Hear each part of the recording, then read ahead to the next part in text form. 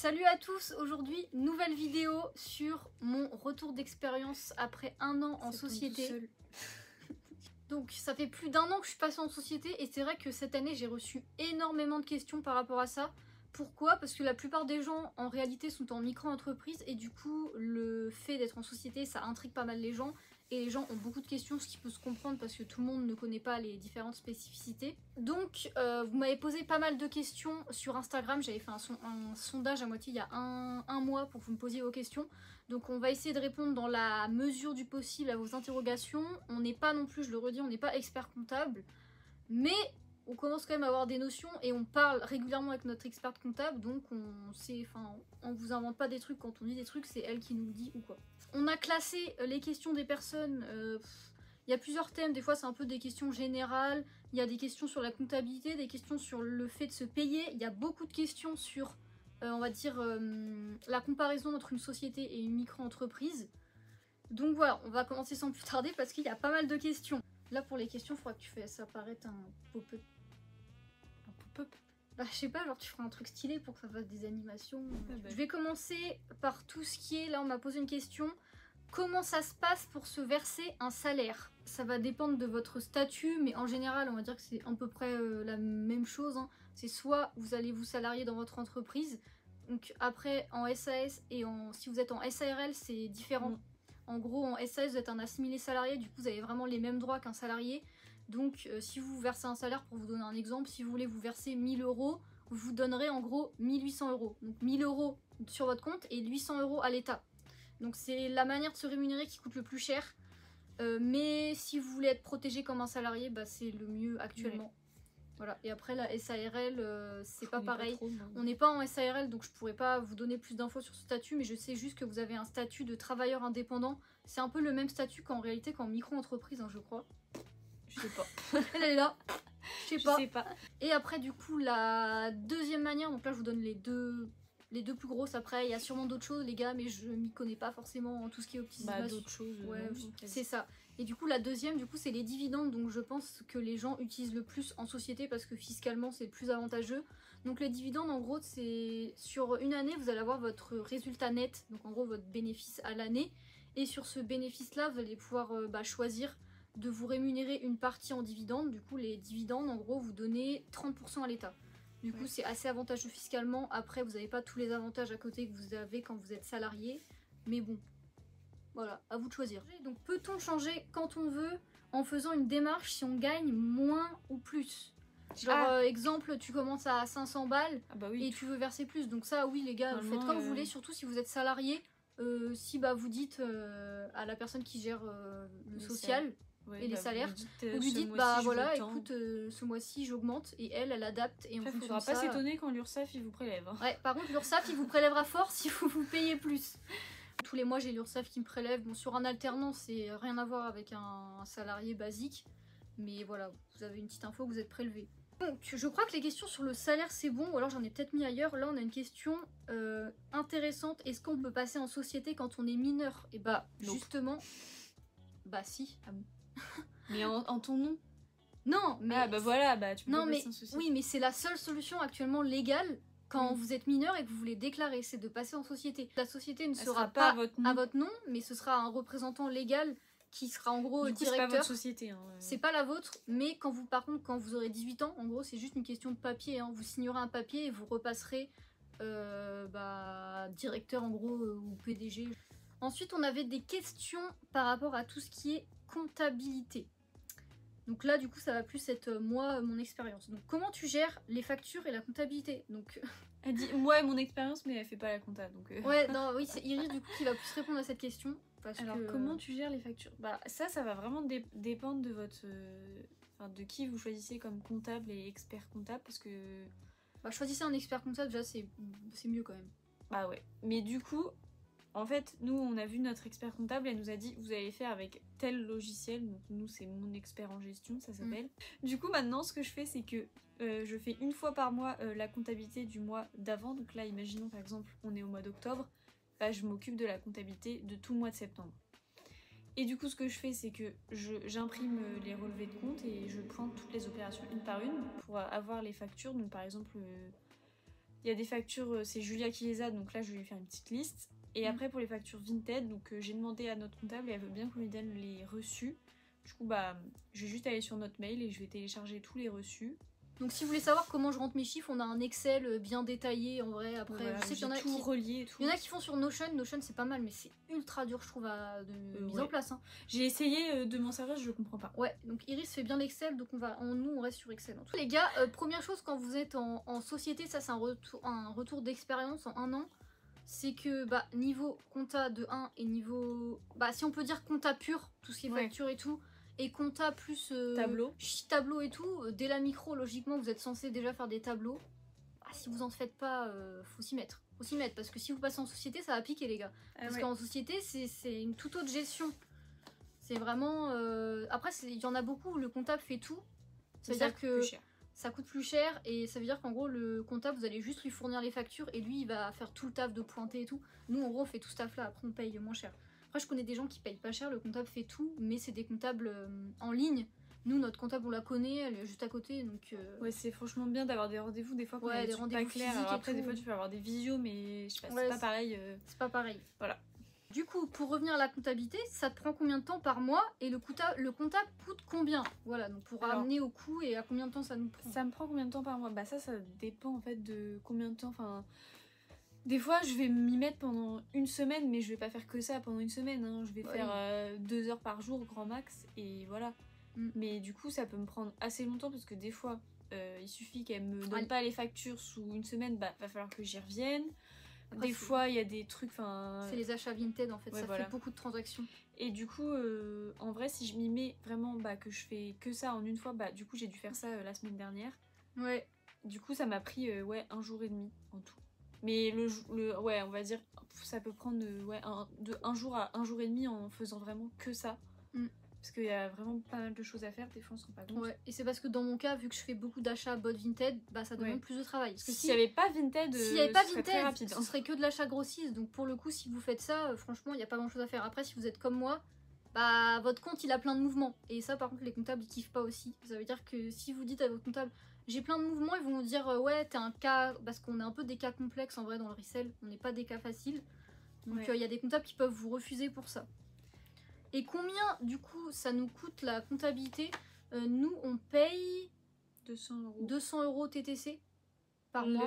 Que la compta, parce qu'après on paye que aussi la compta, pour les et après on paye je paye le bulletin de salaire d'Iris, c'est 30 €, je crois. Ouais, mais c'est un forfait, c'est un forfait sur 3 mois, je sais pas. C'est un forfait sur 3 mois. On paye 200 €, voilà. Alors, ensuite, on m'a demandé quels sont, pour rester un peu... Là, on passe plutôt dans les charges. Quels sont les frais généraux de la société pour ton statut? Je sais pas si c'est la création de la société, combien ça a coûté dans mon statut, je sais pas. Ah oui, c'est peut-être ça. Peut-être ça. Dans notre cabinet, c'était 1500 TTC, je crois. Ouais, je crois 1500 TTC, création de la société, fois, des statuts, ouais, vous pouvez payer en 3 fois, donc c'est pas mal. Les prix, c'est entre 1000 et 1500 TTC partout, en vrai. Nous allons passer à une grosse partie, la partie où on m'a posé beaucoup de questions, c'est bah, les différences un peu entre micro-sociétés. Donc on va essayer d'y répondre. Les avantages, inconvénients, micro-société, s'il faut mieux atteindre les plafonds en micro. En gros, je pense à est-ce qu'il faut atteindre les... Bah, c'est quoi les avantages, et est-ce qu'il faut atteindre les plafonds en micro avant de passer en société? Pour la question des plafonds, alors je dirais que ça dépend, mais en manière générale, je vous dirais oui d'aller quand même au plafond, parce que surtout si vous avez l'acre, 1 an, allez jusqu'au plafond. Si vous êtes imposé à 6%, ça coûte rien. Si vous êtes travailleur, enfin si c'est votre activité à temps plein. À temps plein, c'est compliqué d'avoir juste une micro à temps plein. Il y en a beaucoup qui le font actuellement. Mais si vous arrivez au plafond, bah ça sert à rien de... Je pense qu'il y en a beaucoup qui dépassent les plafonds, honnêtement, c'est un peu... Ça doit pas déclarer tous les sous, c'est sûr. Et après, si vous êtes vous travaillez à côté, le statut de micro, c'est super pour ça. C'est le meilleur statut. Meilleur statut pour quand vous faites plusieurs activités à la fois. C'est très simple d'utilisation. Et de création. De gestion aussi. Donc, et simple de gestion, parce que gestion. Vous avez juste besoin de déclarer votre chiffre d'affaires. Et honnêtement, en termes de comptable, pour être le plus safe possible, bah faites un tableau de toutes vos ventes et gardez juste vos factures d'achat. Et après, je dirais du coup, bah, là on a dit les avantages de la micro. Les inconvénients, bah, être imposé sur le chiffre d'affaires. Honnêtement, dans notre domaine, c'est pas terrible. Ça veut dire que si par exemple vous êtes dans un cas où vous avez plus l'ACRE, donc vous êtes imposé à 12%, que vous prenez le versement libératoire. Donc versement libératoire, c'est quand vous faites plus de 50 000, 60 000 par an, vous payez 1% d'impôt en fait, ce qui fait que vous allez beaucoup moins en payer après quand il y aura les impôts, vous me comprenez. Du coup votre pourcentage il passe à 13 et quelques.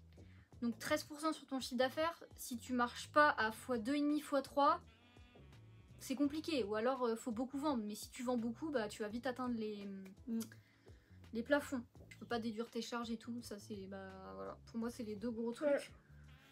Donc voilà, et après du coup pour la société, du coup ça va un peu basculer. Avantage, par exemple vous pouvez déduire toutes vos charges. Si vous avez beaucoup de charges, c'est beaucoup plus avantageux d'être en société qu'en micro.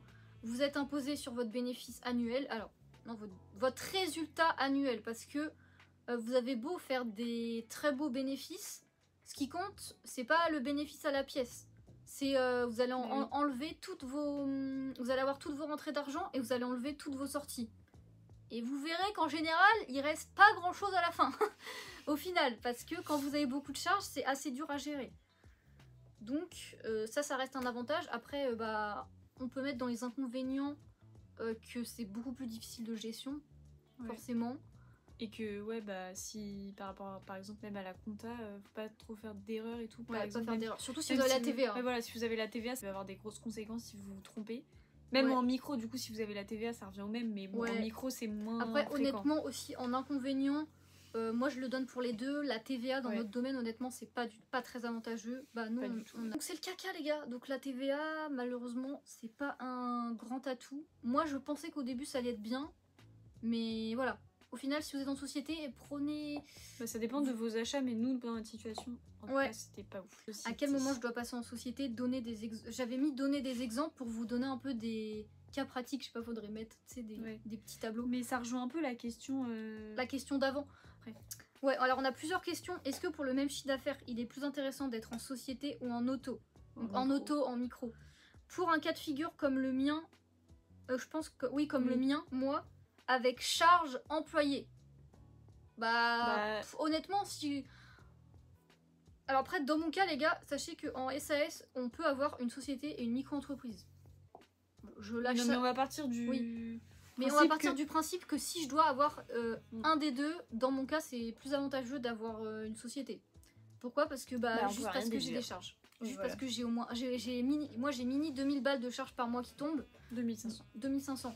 Donc je ne peux pas être en micro, les gars, parce que ça veut dire que je lâche mes 2500 boules et en plus je lâche des cotisations de 13% tous les mois. Imaginez ce que je devrais générer pour pouvoir derrière me rémunérer et derrière faire du bénéfice. Donc ce qui fait que les plafonds, tu les pètes en je sais pas combien de temps. Après en plus tu aurais la TVA en micro. Non, c'est un truc de dingue. Alors du coup pour revenir, cas de figure, pour savoir si vous devez passer en société ou pas.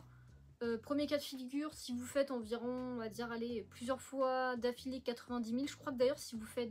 Alors le seuil majoré pour la TVA c'est 101 000, et du coup l'année d'après, si vous faites plus de 90 000, je crois que vous êtes automatiquement à la TVA, donc ça veut dire qu'il faut que vous soyez max à 90 000 de chiffre d'affaires en gros tous les ans pour être tranquille. Parce que si vous dépassez 101 000, normalement c'est dès le dépassement 101 000 € de chiffre d'affaires, vous êtes à la TVA le mois d'après. Non, par exemple, imaginons vous dépassez la TVA le 10 septembre, et le 1er septembre, en fait, vous revenez en arrière et vous passez à la TVA le 1er septembre. Voilà. Donc si vous êtes près des plafonds, je vous conseille d'y passer. Si vous êtes quelqu'un qui vous faites plus dans les 50 000 par an, ce qui est plutôt pas mal, honnêtement, si vous n'avez pas de charge, restez en micro. Ouais. Mais en fait, dès que vous commencez pour moi à avoir 1000 balles, un loyer, 1000 balles de charge fixe au moins par an, par mois. Si par exemple vous faites déjà 50 000 mais vous avez des charges fixes, là vous pouvez passer en société. Par contre, si vous n'avez pas de charge fixe, vous pouvez rester en micro. Et après, si vous êtes quelqu'un où vous faites, je sais pas, du 10 000 balles par an, oui, là, restez en micro, les gars. Là, vous n'avez pas de souci à vous faire, c'est fait pour ça. Là, une très bonne question, où je vais pouvoir dire une petite anecdote aussi. Comment as-tu vécu la transition d'un point de vue business sur le laps de temps entre le changement des deux statuts? Parce que moi, du coup, je suis pas restée très longtemps en micro, même pas un an. J'ai fait mon acre et je me suis cassée. J'ai fermé, je me suis cassée. Au revoir. Au revoir.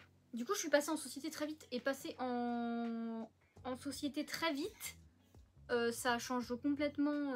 Enfin, moi, ça change complètement les choses. Je pense au début, quand tu passes en société, t'as un peu peur parce que tu te dis quand même, t'as des charges fixes que tu n'avais pas du tout avant. Donc, t'es en mode putain, en fait, faut que je fasse là le chiffre. Et du coup, moi, ça a été quoi ma plus grosse erreur de l'année dernière, les gars? Je vous laisse deviner. Faire des live votes. Faire des live votes, les gars, a été ma plus grosse erreur et c'est ce qui m'a coûté un peu mon année, honnêtement. Donc honnêtement, à cause des live votes, donc ce qui est totalement de ma faute, bah mon année n'a pas été ouf pour être honnête avec vous. Hein. Donc comme vous voyez, bon, c'est pas tout beau tout rose, mais c'est la plus grosse erreur que j'ai faite et qui, vu que j'ai paniqué, je me suis dit il faut que... J'ai paniqué. Non mais je me suis dit j'ai des charges, j'ai un loyer, j'ai une salariée, il faut que j'assure, donc il faut que je fasse des live votes, comme ça j'ai des grosses rentrées d'argent toutes les semaines. Donc tu te rassures, tu te dis putain j'ai des rentrées d'argent. Même si tu fais fois 1,5 ou que même des fois tu vends à perte, t'es en mode pas grave, je vais trouver mieux, je vais trouver de la marchandise meilleure et ça partira mieux la prochaine fois.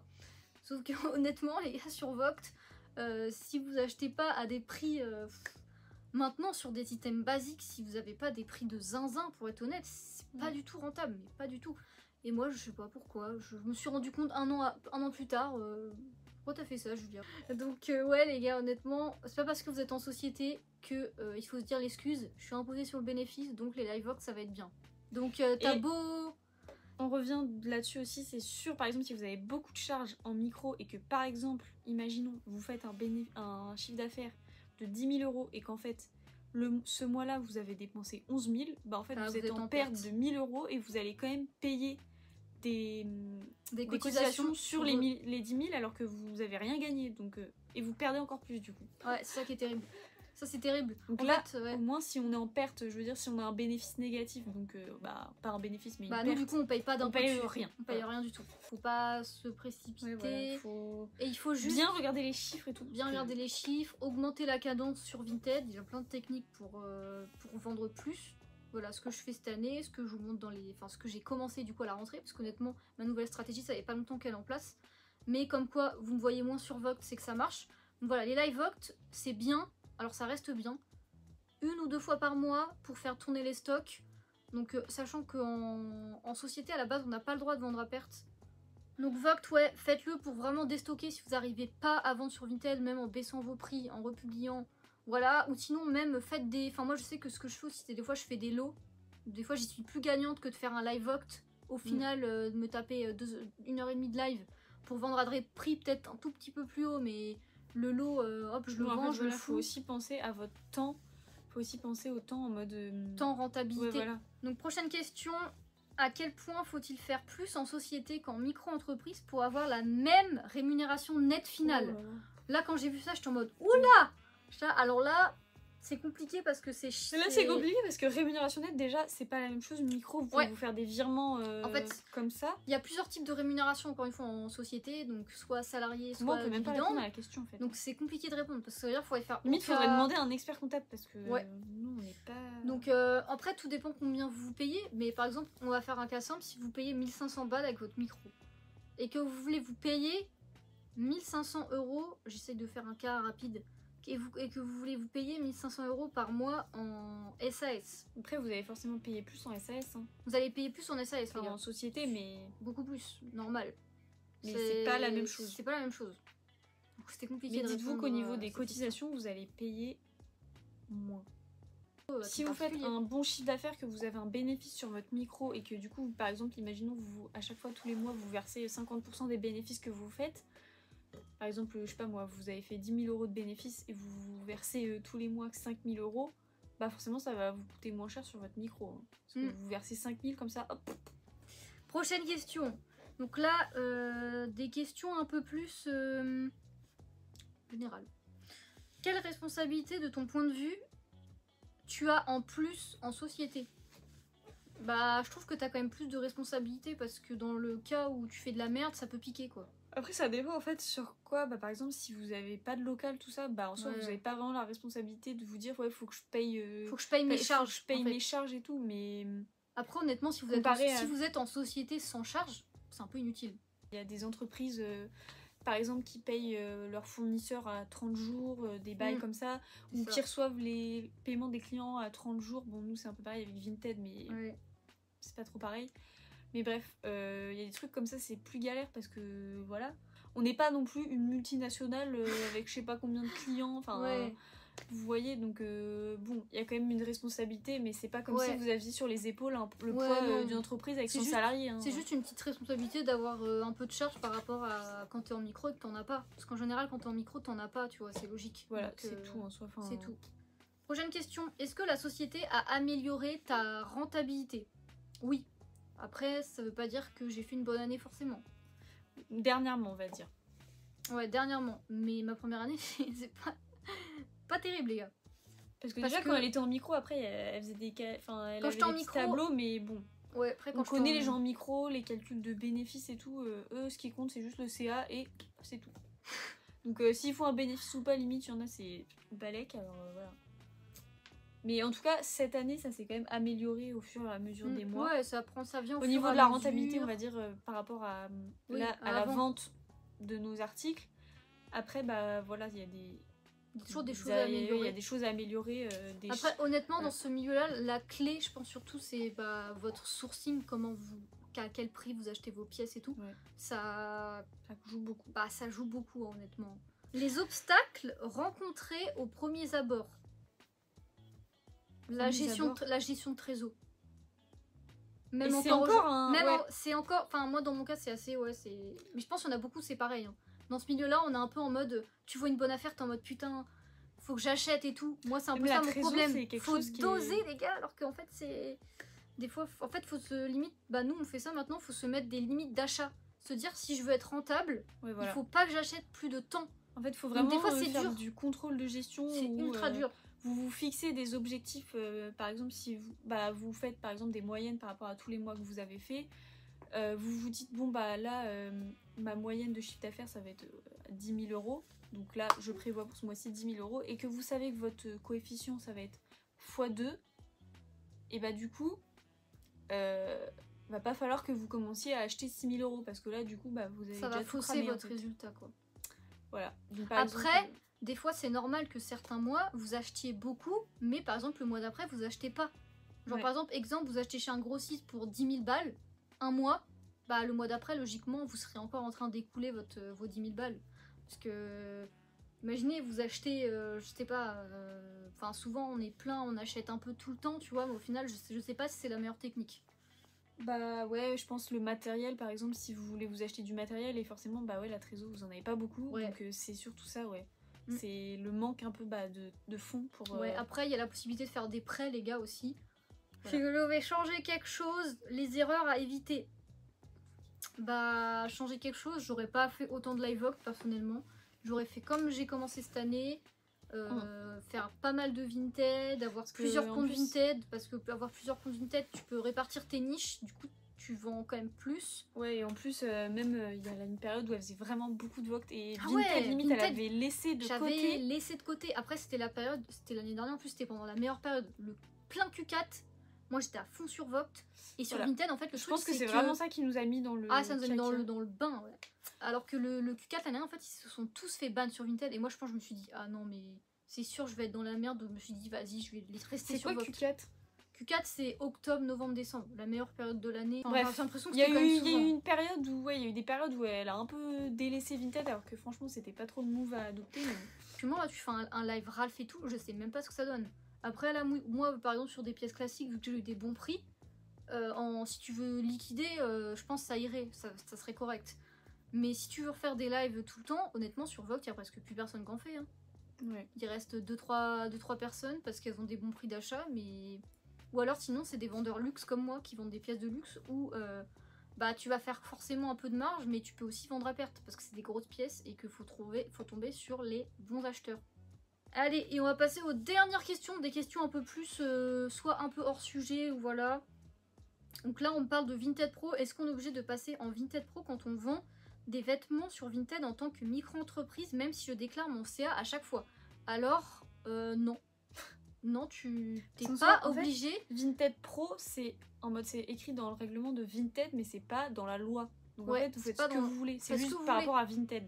Donc après, moi, honnêtement, je vous conseille, si vous avez une micro-entreprise, Enfin après, je vais vous dire ma théorie sur les comptes pro. Les comptes pro, c'est pas utile d'en avoir un si vous pouvez pas poster minimum 10-15 articles par jour. Parce que si vous postez 10-15 articles par jour, vous allez être bien référencé en général et vous allez bien vendre. Souvent, il y en a qui créent des comptes pro et qui se disent putain, je vends beaucoup moins bien qu'un compte particulier. Bah parce qu'un compte pro, c'est fait pour poster beaucoup. Enfin voilà, donc je vous dis ma théorie. Donc si vous pouvez pas poster ce débit là, oubliez, restez toujours sur votre compte particulier.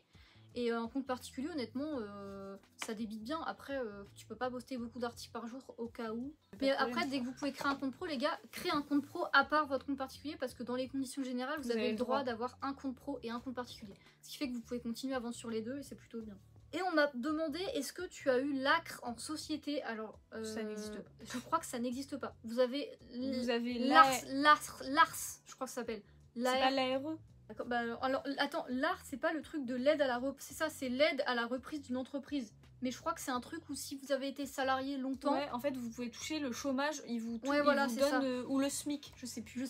Ouais, attends, merde, c'est ça. Mais alors ça c'est un truc, faut quand même être un peu daron, honnêtement. Enfin, faut quand même avoir travaillé, donc souvent on va pas se le cacher, vous avez pas travaillé.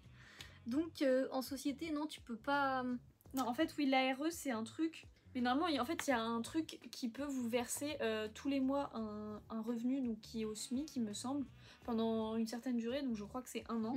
Et du coup, comme ça, vous n'avez pas besoin de vous verser de salaire avec votre société. Ouais, c'est ça. Mais je crois que l'ACRE, honnêtement, je crois que ça n'existe pas pour la société parce que bah, vous pouvez pas réduire... vous n'avez pas de cotisation en société, vous payez des impôts sur les sociétés. Donc, ça me paraît très bizarre qu'ils disent « Vas-y frérot, je t'enlève la moitié de tes impôts ».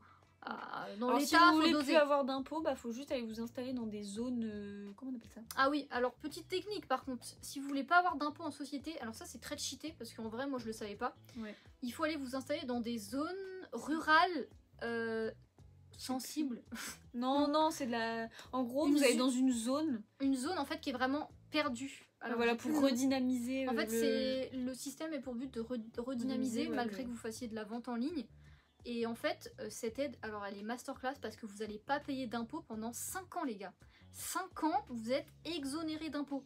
Donc même si vous faites pas beaucoup de résultats nets, c'est quand même banger. Vous avez mais ça le but c'est de faire un big résultat et t'es pas imposé dessus. Ouais, par contre tu te dis tu fais des big résultats pendant 5 ans, t'as rien. Et moi j'ai appris ça cette année parce que bah y a des personnes que je connais qui ont ça.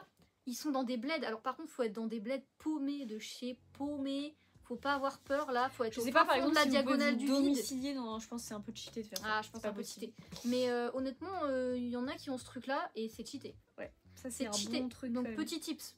Regardez la carte de la Imaginez vous avez France, ça plus je sais pas, vous touchez le chômage. Plus le chômage, bah ça veut dire que vous avez un salaire pour commencer pendant 1 an. Après honnêtement, je pense dans le cas où on est, il y a très peu de personnes qui peuvent avoir ça parce que souvent faut avoir été salarié et tout ça. Donc voilà, après c'est une technique en tout cas que je vous donne un conseil.